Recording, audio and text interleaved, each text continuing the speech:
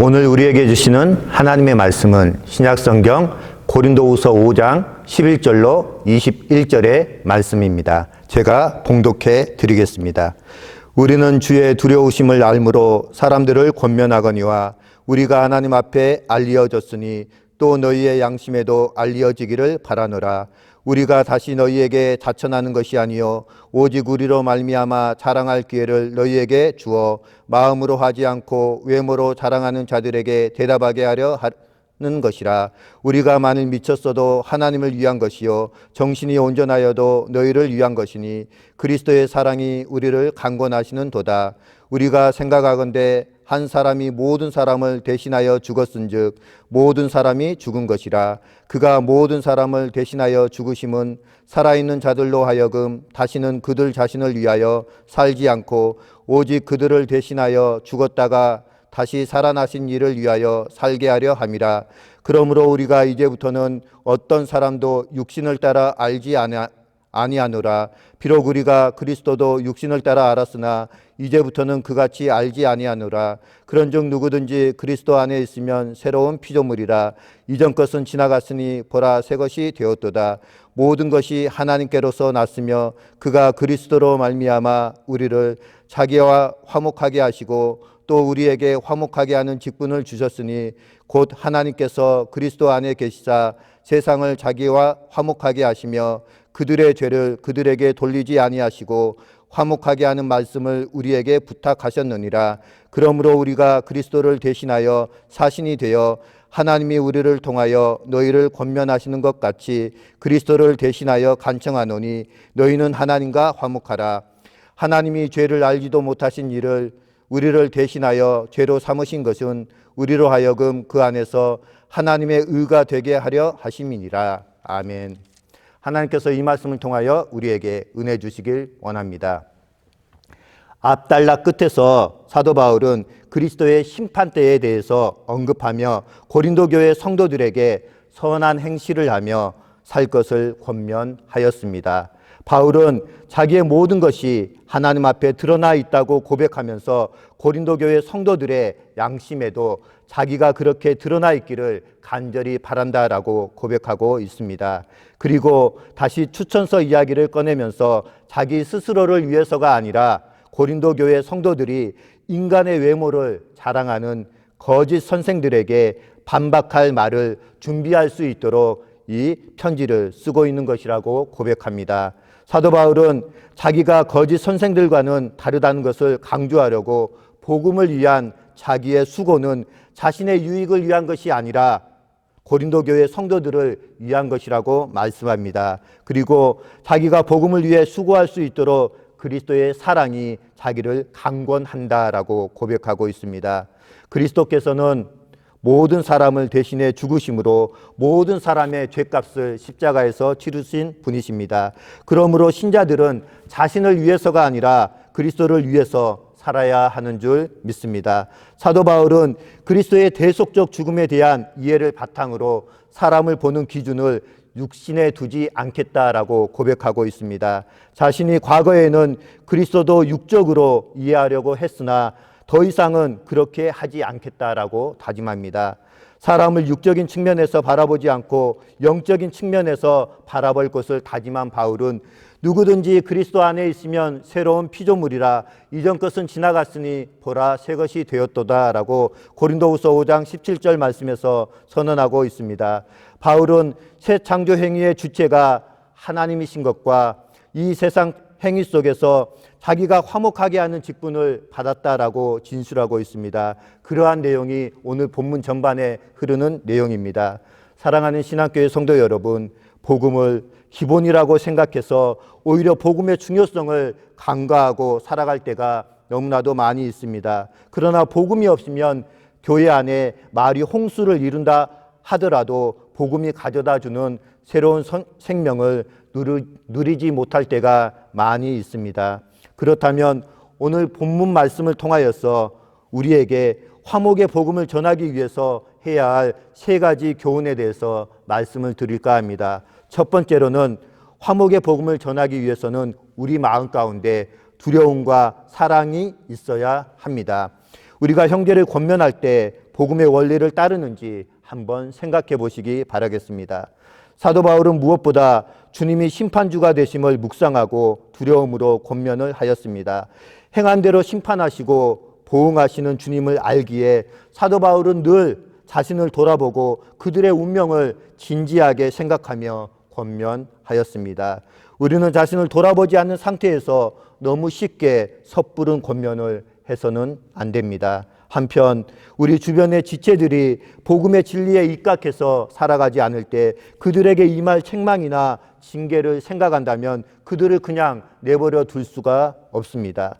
성도에게 주신 하나님의 은혜를 생각할 때는 더욱더 그러합니다.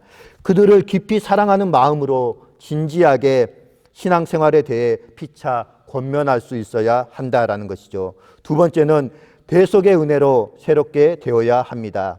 우리가 그렇게 권면할 수 있는 이유는 어디에 있습니까? 본문 14절의 말씀입니다. 제가 봉독해 드리겠습니다.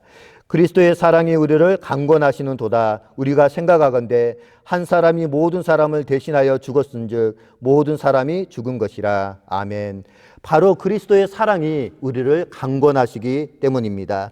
우리를 살리시고 심판의 두려움에서 해방하실 뿐만 아니라 영생의 기쁨을 허락하신 주님의 은혜를 생각할 때 더욱더 그러합니다. 이제 우리는 변화된 존재인 줄 믿습니다. 우리의 옛사람은 죽고 새 사람이 된 것입니다. 신약성경 에베소서 4장 22절의 말씀입니다. 너희는 유혹의 욕심을 따라 썩어져가는 구습을 따르는 옛사람을 벗어버리고 오직 너희 심령이 새롭게 되어 하나님을 따라 의와 진리와 거룩함으로 지으심을 받은 새 사람을 입으라. 아멘. 그리스도의 십자가로 재창조되어서 죄인에서 의인으로 사랑할 수 없었던 자에서 사랑이 넘치는 자로 변화가 된 것입니다. 이제 변화가 우리에게만 일어날 수 있겠습니까? 아닙니다. 나 같은 죄인까지도 변화시키셨다면 우리 주변에 사랑하는 지체들은 더욱 새롭게 변화될 수 있습니다.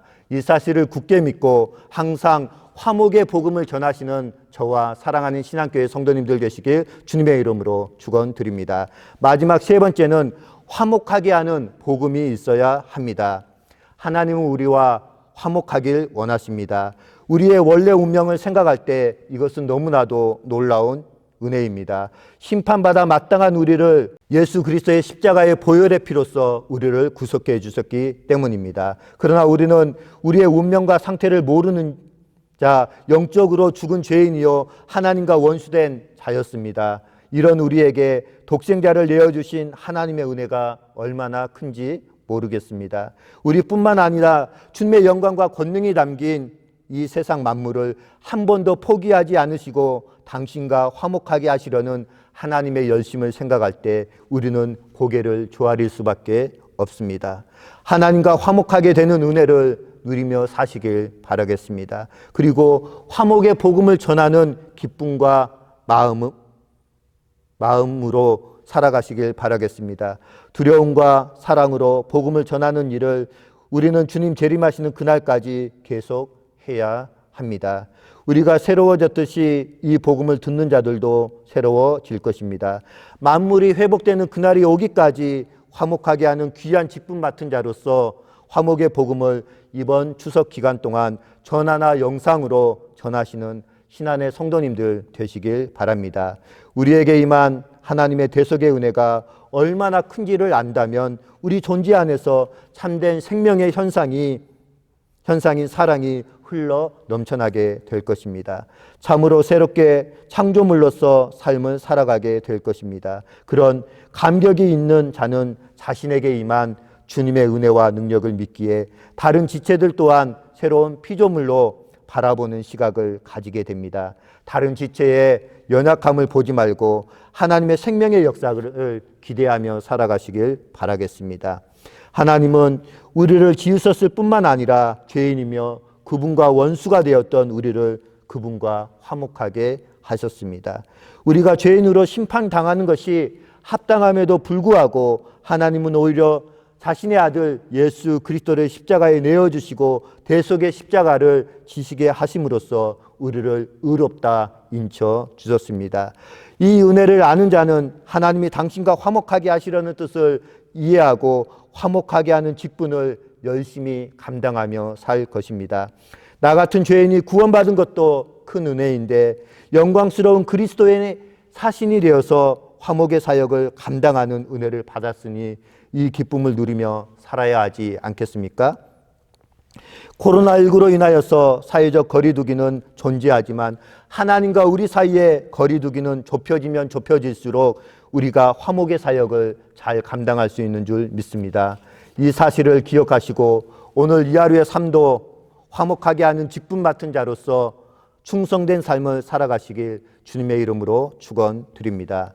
이 시간 공동체 기도 제목으로 함께 기도 나누는 시간 갖도록 하겠습니다. 먼저는 우리들 마음 가운데 하나님 화목하게 하는 마음을 허락해 주시도록, 두 번째로는 후임 담임 목사님의 청빙의 모든 절차 과정 가운데 성령 하나님께서 친히 간섭하시고 개입하여 주시자 하나님이 인도해 주시도록, 세 번째는 코로나19가 하루속히 종식되고 모든 경제가 정상적으로 회복되어질 수 있도록, 네 번째는 추석 연휴 기간 동안 신안의 모든 성도님들 건강과 안전을 지켜주시도록, 마지막 다섯 번째는 지금도 육체적, 정신적, 경제적으로 고통 가운데 있는 신안의 성도님들에게 긍휼과 자비를 베풀어 주시도록 이 시간 함께 기도하시겠습니다. 기도하겠습니다.